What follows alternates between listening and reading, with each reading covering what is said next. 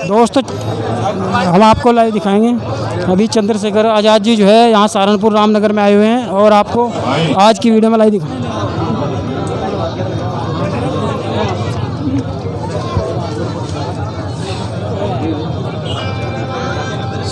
आज हम लोग रामनगर में हैं और रामनगर की ये ऐतिहासिक जगह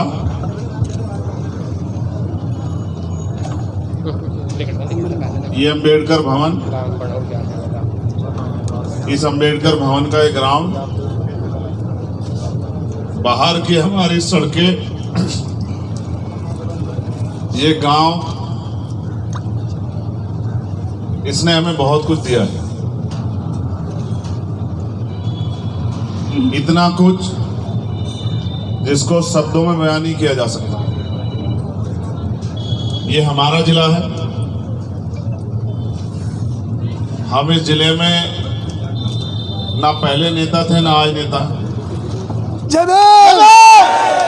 हम इस जिले में हमेशा भाई बेटे थे, भाई बेटे हैं और जब तक जीवन रहेगा इस जिले के भाई और बेटे ही रहेंगे।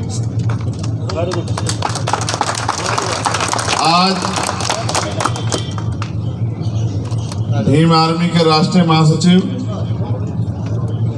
भाई कमल वालिया जी का जन्मदिन है। हैप्पी बर्थडे जी, हैप्पी बर्थडे। जन्मदिन कौन सा है इसके बारे में तो मुझे जानकारी नहीं है और झूठ मैं बोलता नहीं हूँ, तो ये खुद ही बता दे तो अच्छा है। मैं कुछ कहूँ, अध्यक्ष जी कुछ कह रहे हैं। मेरे द्वारा कही गई बात है सत्य हो वो ठीक नहीं है। 46 दाढ़ी के हाँ बताओ कौन सा जन्मदिन है? 1-2 साल छोड़ दो। इनका 44वां जन्मदिन है। उम्र में ये हम तीनों भाइयों में बड़े और इन्होंने अपने बड़े होने का फर्ज भी अदा किया। वैसे तो हम किसी के जन्मदिन पर जाते नहीं हैं, लेकिन क्योंकि ये उम्र में भी बड़े हैं और उन्होंने बहुत काम भी किया है और इस बहाने से आपके बीच मुलाकात भी हो जाती है, इसलिए हम लोग यहाँ उपस्थित हैं। समाज ने हमें जो जिम्मेदारियां सौंपी हैं, जो ताकत दी है, हमारा काम है उससे किसी के दुख तकलीफ को दूर करना, किसी की आवाज बनना, किसी की मदद करना, किसी की आवाज उठाना। मेरे आज भी याद है बहुत सारे आंदोलन हमने इस अंबेडकर भवन से चलाए। जी बिल्कुल। बहुत सारे कैडर हमने इस अंबेडकर भवन में किए और मेरे आज भी याद है कि जब पहली बार हम यहाँ मीटिंग में आए थे तो कमल साहब यहाँ नहीं थे, वो कहीं और गए हुए थे। इनको हमने फोन करके बुलाया था कि आ जाओ भाई, आपके गांव में हम भीम आर्मी की मीटिंग करने आए। फिर हमने देखा कि नाम तो कमल है लेकिन ये आदमी तो कमल जैसा नहीं। कमल से मेरा जो आशय है वो कमल की कोमलता से है। ये आदमी मन का तो कोमल है लेकिन बहुत मजबूत शरीर कुदरत ने इसको दिया। आज इनका जन्मदिन है, सच है, लेकिन जन्मदिन तो आते जाते रहते हैं। एक कड़वा सच ये है कि इस परिवार ने बहुत कुछ खोया और मुझे कहने में कोई परहेज नहीं और अध्यक्ष जी इस बात को अपने दिल पे स्वीकार करेंगे कि इनके जो छोटे भाई थे सचिन, हम उन्हें इनसे ज्यादा प्यार करते थे क्योंकि आज तक कभी ऐसा नहीं हुआ कि हमने उनको कोई काम बताया और उन्होंने हमारी बात टाल दी। अगर हमने आधी रात को भी उसको कोई काम बता दिया तीनों भाइयों ने, तो उसने कभी हमारी बात नहीं टाली। आज वो इस दुनिया में नहीं है दुर्घटना की वजह से। काश वो आज हमारे बीच होता तो हमारी ताकत और मजबूत होती। मैं इस अवसर पे छोटे भाई को भी नमन करता हूँ, याद करता हूँ और साथ साथ इस मिट्टी को पुनः धन्यवाद देता कि उन्होंने इतने मजबूत सपूत समाज को दिए। भीम आर्मी के माध्यम से एक बहुत बड़ा परिवार मेरा यहाँ है। ये मेरा दूसरा घर है। मैंने और अध्यक्ष जी ने यहाँ बहुत समय बिताया, बहुत सारे आंदोलनों की रणनीतियाँ यहीं बैठ के बनाई और इस गांव का हमेशा सहयोग मिला मुझे। जब मैं जेल में था तो मेरी माँ यहाँ भूख हड़ताल पे बैठी थी, मेरी बहनें। मैं इस गांव को कभी नहीं भूल सकता। मेरी बात को आप याद रखना, मैं बहुत कम आता हूँ, इसका मतलब ये नहीं कि मैं इस गांव को भूल सकता हूँ। ये मेरा दूसरा घर है। यहाँ मेरी माएँ रहती है, मेरी बहनें रहती है, मेरे भाई रहते हैं, परिवार के बड़े लोग रहते हैं, प्रधान जी और तमाम लोग। इन सब का आशीर्वाद सहयोग हमें मिला है और मेरे छोटे भाइयों का भी बहुत सहयोग हमें यहाँ मिला है। रामनगर से पूरा जिला अक्सर एक तरफ होता था और रामनगर एक तरफ होता था। और अच्छी बात ये रहे कि ये पूरा रामनगर एकजुट रहे तो हमारी ताकत और बड़ी रहेगी। ये कहते हैं ना, आदमी अपने घर से नेता होता है। जब उसका घर मजबूत होता है तो उसकी बात मजबूत होती है। तो रामनगर के लोगों से मैं आग्रह करूंगा कि वो जैसे मजबूती से कमल भाई के पीछे खड़े रहे, कमल भाई के साथ खड़े रहे, इनको बेटा मान के आशीर्वाद देते रहे, ऐसे इनका आशीर्वाद हमेशा कमल भाई पे, हम सब पे बना रहना चाहिए। फिर समय बदला, संगठन बड़ा हुआ, अन्य अन्य प्रदेशों में गया। ये भी एक कड़वा सच है कि 6 दिसंबर 2016 को मैंने ये प्रदेश छोड़ दिया था जी। ये जिला भी और प्रदेश भी अपने सीनियर साथियों के भरोसे छोड़ के, कमल भाई के, विनय भाई के, परवीन भाई के, मंजीत भाई के, सबके भरोसे छोड़ के हम लोग दूसरे स्टेट में काम करने चले गए। वहां महक सिंह जी ने मेरा बहुत सहयोग किया और वहां भी हमने संगठन को बहुत मजबूत ताकत दी। फिर आंदोलन, यही वो जगह है, मेरे आज भी याद है कि जहां एक तरफ फोर्स खड़ी थी और दूसरी तरफ गुस्से में, चेहरे पे आंसू, क्रोध, तकलीफ का भाव लिए हजारों की संख्या में नौजवान थे। मैं इस रास्ते से आया क्योंकि यहाँ के जिलाधिकारी ने, यहाँ के सिटी मजिस्ट्रेट ने, यहाँ के एसएसपी ने मुझे फोन किया कि भाई आप आ जाओ। और मेरे आज भी याद है, बुलेट से मैं इसी रास्ते से आया था। यहाँ मैंने बीच में बुलेट रोक के खड़ी की, इधर पुलिस, एडमिनिस्ट्रेशन, इधर गुस्सा, नौजवान जो लोग इधर थे, मैंने उनको गुस्से से डांट डांट के, धमका के, पीट के इधर किया, लाठी उठा के। और एक ऐसा समय भी आया कि उधर से फायरिंग के ऑर्डर लगभग दे दिए गए। एक फायर हो भी गई। मैंने बीच में मोटरसाइकिल खड़ी की और मैं प्रशासन की तरफ चल पड़ा। यहाँ के डीएम उस समय मुझे शायद फेस से नहीं जानते थे, आलोक पांडे नहीं, एनपी सिंह, वो मुझे फेस से नहीं जानते थे। उन्होंने मुझसे कहा कि बीच में से हट जाओ, मगर मैंने उनसे कहा कि आपने मुझे फोन करके बुलाया, बीच में से हटने के लिए यहाँ मैं नहीं आया, आप अपनी बात बताइए, हम इनसे वार्ता करेंगे। उन्होंने कहा कि आप कौन है? मैंने कहा मेरा नाम चंद्रशेखर आजाद है, आपने मुझे फोन किया कि हाँ ठीक है, मुझे याद है। तो मैंने कहा आप इनको छोड़ दीजिए, आप अपनी बात बताइए, मैं इनसे बात करूंगा।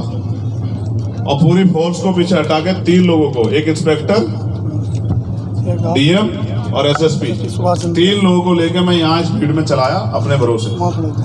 और यहाँ खड़े होकर मैंने इस जो जन समूह था उसको रोका, समझाया और डीएम एसएसपी की बात उनसे कराई और इन लोगों को सहमत किया कि मेरी बात पे भरोसा करो, डीएम एसएसपी जो बात कह रहे हैं वो हमसे पूरी करा के रहेंगे।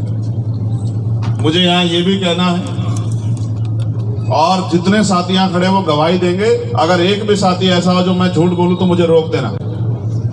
यहाँ घड़गोली के आसपास के लोग भी होंगे। जब घड़गोली का पूरी घटनाक्रम होगी तब उनका फोन मेरे पास आया था कि भैया आ जाओ, जब हम मर जाएंगे तब आओगे क्या आप? उससे पहले वहां जितनी घटना हुई उसकी मुझे कोई जानकारी नहीं। जो लोग यहाँ मेरे पुराने साथी हैं वो इस बात को जानते हैं कि मैं वहां तब गया जब मुझे फोन करके बुलाया गया कि भैया आ जाओ। और सब्बीरपुर यहाँ से बहुत दूर है। सब्बीरपुर की घटना पूरी घट चुकी थी, मैं देहरादून था। कमल भाई को मैंने कहा, फोन आया मेरे पास कि कमल भाई बहुत पीड़ा होगी, आप जाओ।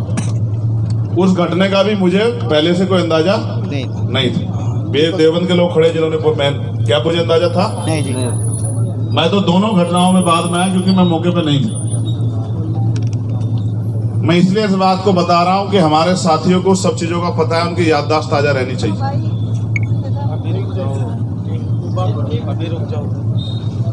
फिर ये आंदोलन आगे बढ़ा, देश भर में पहुंचा, झूठे मुकदमे और जेलों ने हमारे हौसले तोड़ने का प्रयास किया, लेकिन जो टूटे नहीं। हमने 16 महीने जेल काटी। पहले विनय भाई बाहर आए, कमल पहले कमल भाई, हम तीनों में पहले कमल भाई बाहर आए, फिर विनय भाई बाहर आए, और 13 सितंबर 2018 को मेरी रिहाई 16 महीने के बाद रात को 2:30 बजे। आपका इतना प्यार, आशीर्वाद, सहयोग था जिससे मेरे हौसलों को कभी कमजोर नहीं पड़ने दिया। और मैं कोई ऐसा होगा जिसको मैं नहीं जानता है। कोई अगर बड़ा हो गया पिछले 5-6 साल में तो अलग बात है, क्योंकि छोटे छोटे बच्चे भी बहुत साथ थे पाठशालाओं में। यहाँ भूख हड़ताल की मेरी माओ ने भूखे प्यासे रह के मुझे सींचने काम किया, मेरी ताकत बढ़ाने काम किया, जब जेल में मेरी हत्या का प्रयास। बहुत अच्छा है। और जब मैं निकलता हूँ इसके अमित के गांव के आगे से, मोटू देख, हाँ, देख रहा हूँ, जंदेड़ी, तो मैं पूछता हूँ कि ये कहाँ है। अक्सर हम चर्चा कर लेते हैं कि कहीं दिखता नहीं है। कई ऐसे लोग हैं, ये बादशाहपुर वाला वो छोटा बच्चा जो डांस करता है, वो उसका क्या नाम है? बैठ जाओ भाई सामने से। शिवम। बहुत सारे ऐसे बच्चे हैं जो बड़े हो गए, बराबर के हो गए। फिर राजनीतिक आंदोलन ने भी जन्म लिया, और आज इनके बीच आके नहीं लगता कि मैं सांसद हूं, ये एहसास ही नहीं होने देते। लेकिन आज आपके आंदोलन से एक मेंबर ऑफ पार्लियामेंट बन गया।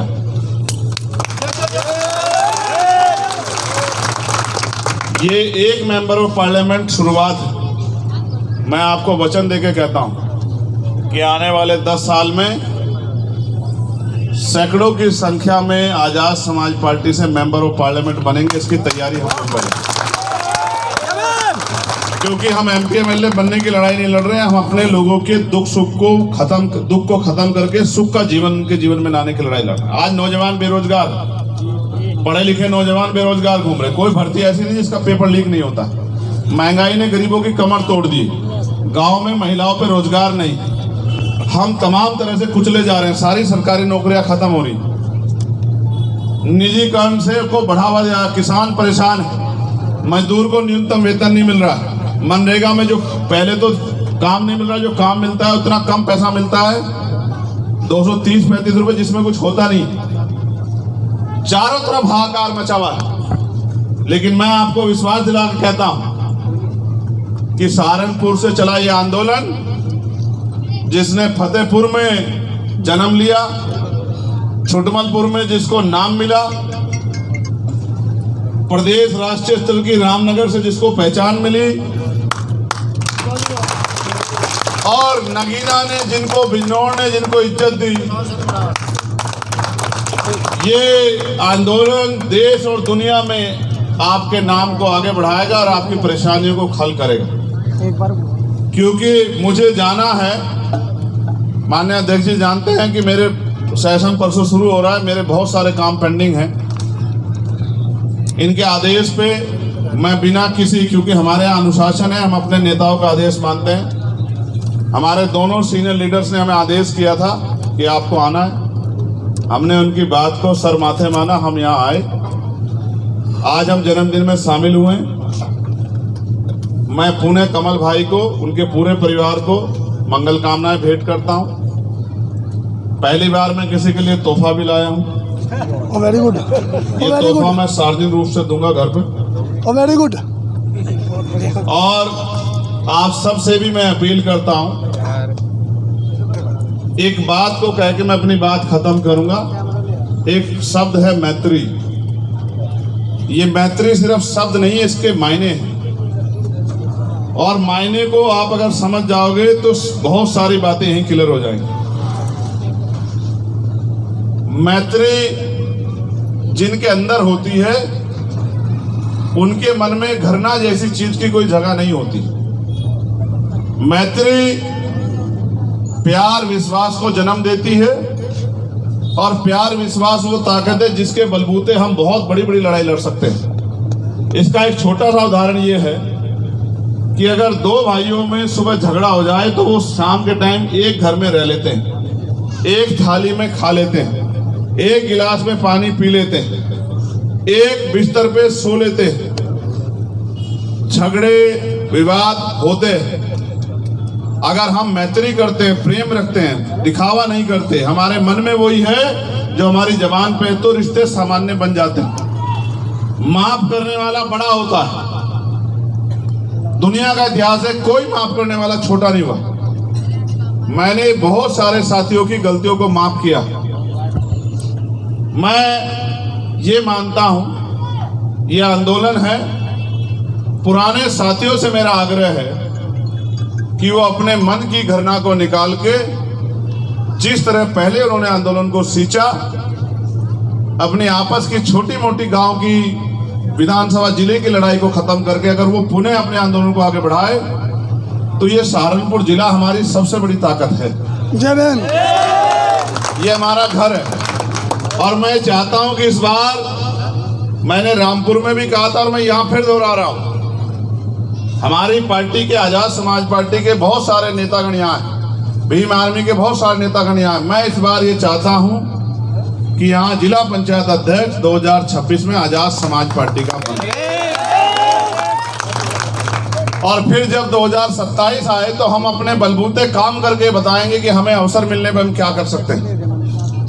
तो जब 2027 आए तो यहाँ 7 विधानसभा की सीटें हैं, उनमें से ज्यादा पर आजाद समाज पार्टी के लोगों का कब्जा होना चाहिए, गरीबों का, कमजोरों का, किसानों का, मजदूरों का कब्जा होना चाहिए।